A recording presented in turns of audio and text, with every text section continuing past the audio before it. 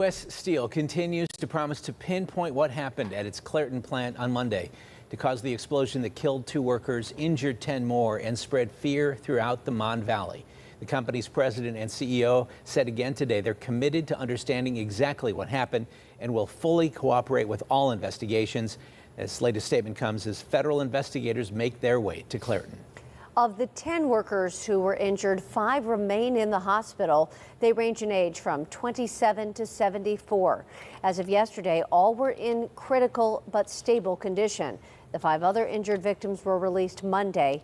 As for the 2 men killed, one has been identified as Timothy Quinn. The family of the other is asking that his name not be made public.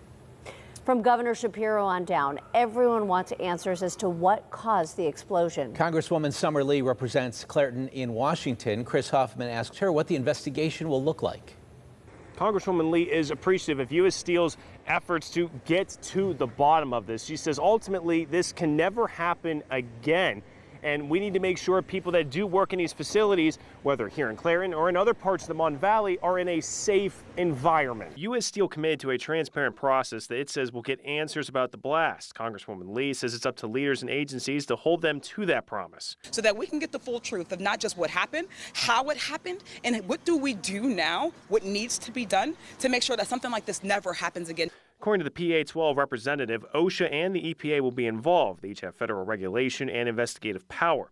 Now, Lee didn't have a timeline for when more details could come out. She says some of the investigation will need to be talking with the people who were there, some of whom are still recovering. Those are some of the folks who will be able to talk more, in detail about maybe what happened in real time, what they saw themselves. The U.S. Chemical Safety Board also has a team at the plant investigating. They are an independent agency that doesn't issue citations or fines, but gives recommendations to companies and groups like OSHA.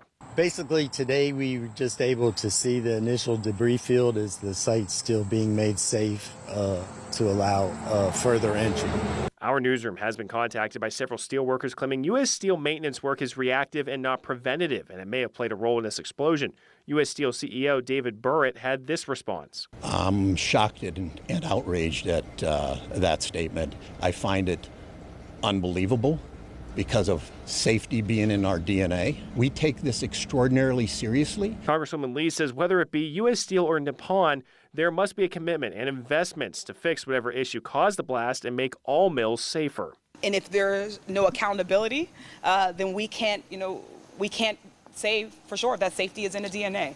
Her office is working on getting in contact with Nippon, who has put out a statement saying it's committed to give all the resources needed to heal from this tragedy. In Clairton, Chris Hoffman, KDKA-TV News.